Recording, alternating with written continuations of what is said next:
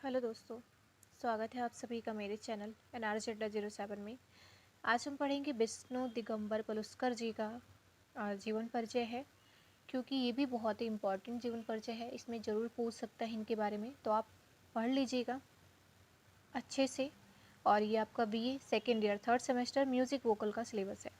उनके बाल्यकाल का दिखा रखा है कि ग्वालियर घराने के प्रसिद्ध संगीतज्ञ स्वर्गीय पंडित विष्णु दिगंबर पलुस्कर का जन्म सन 1872 को 18 अगस्त श्रावण पूर्णिमा को तत्कालीन करुंदवाड़ रियासत के बेलगांव नामक स्थान में हुआ था। उनके पिता का नाम दिगंबर गोपाल और माता का नाम गंगा देवी था। उन्होंने पंडित जी को एक अच्छे स्कूल में भेजना शुरू किया, किंतु अभाग्यवश दीपावली के दिन आतिशबाजी से उनकी आंखें खराब हो गई। पंडित जी यानी कि इनको दिगंबर पलुस्कर जी को परिणाम स्वरूप उन्हें अध्ययन बंद करना पड़ा, यानी कि पढ़ाई बंद करनी पड़ी। आँख के बिना कोई उचित धंधा न मिलने के कारण उनके पिता ने उनको मिराज के पंडित बालकृष्ण बुआ एचलकर जी के पास संगीत शिक्षा ग्रहण करने के लिए भेज दिया। वह मिराज रियास के तत्कालीन महाराजा ने वहाँ के जो राजा थे, मिराज रियाज के तत्कालीन महाराजा ने उनके क्या किया, आश्रय दिया, स्थान दिया और उनके लिए प्रत्येक प्रकार की व्यवस्था करा दी।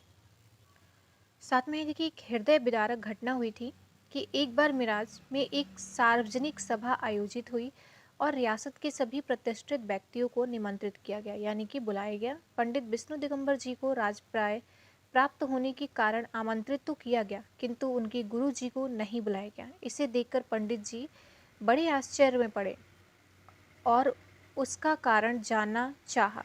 पूछने पर उन्हें आश्चर्यजनक उत्तर मिला कि अरे वो तो गवैये हैं, यानी कि गाने वाले। उन्हें क्या आमंत्रित किया जाए, यानी बुलाया जाए। अपने पूज्य गुरु और गवैये के विषय में कहे गए वे वाक्य उनके हृदय में घर कर गए। ये आश्चर्य में सोचने लगे कि अरे, समाज में संगीतज्ञों की यह दयनीय दशा, यानी कि ऐसी दशा जैसे कि वो उनके लिए बस एक नॉर्मल थी कि हाँ वो गवैये हैं और उससे ज़्यादा उनके लिए वो कुछ नहीं थे। तो पंडित जी ने उसी क्षण संगीतज्ञों की दयनीय दशा सुधारने का और समाज संगीत को उच्च स्थान दिलाने तथा संगीत का प्रचार एवं प्रसार करने का दृढ़ निश्चय किया। इसके बाद इसमें कार्य दे रखा है कि संगीत का प्रचार और प्रसार करने के लिए विष्णु दिगंबर जी ने यह अनुभव किया कि सर्वप्रथम प्रचलित गीतों से श्रृंगार रस के भद्दे शब्दों को निकालकर भक्ति रस से सुंदर शब्दों को रखा जाए। दूसरे संगीत के कुछ विद्यालय स्थापित किए जहां बालक और बालिकाओं को संगीत की समुचित शिक्षा दी जा सके। अतः उन्होंने बहुत से गीत के शब्दों में परिवर्तन किए और मई सन 1901 को लाहौर, जो कि उस समय हिंदुस्तान का हिस्सा था, में प्रथम संगीत विद्यालय गांधर्व महाविद्यालय की स्थापना की।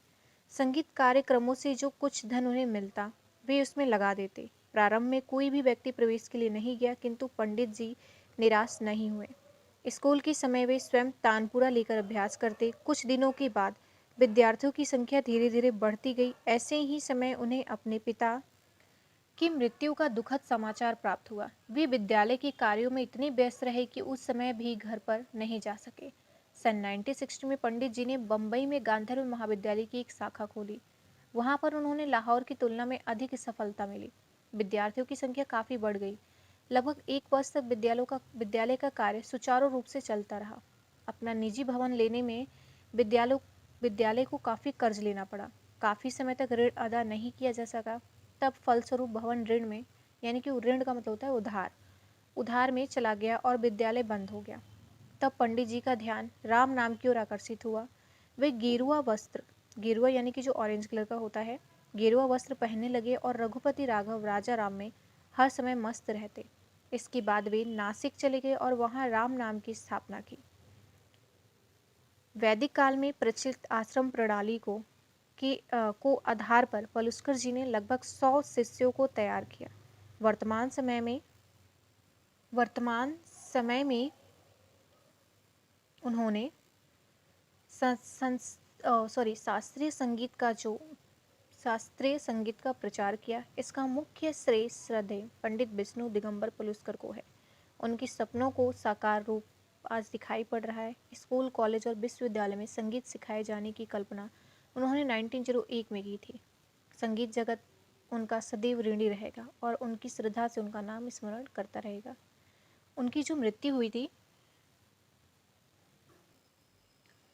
और सदा उनके नाम का स्मरण करेगा। उनकी मृत्यु के बारे में भी अभी मैं इसमें नहीं कह सकती, क्योंकि 1960 में वहाँ पे अलग सन दिया हुआ है। तो एक बार मैं चेक करके कमेंट कर दूँगी, मृत्यु और जो उन्होंने दूसरी शाखा कब खोली थी, दोनों का ही सन मैं आपको कमेंट बॉक्स में कमेंट कर दूँगी। फ़िलहाल के लिए इतने ही, धन्यवाद।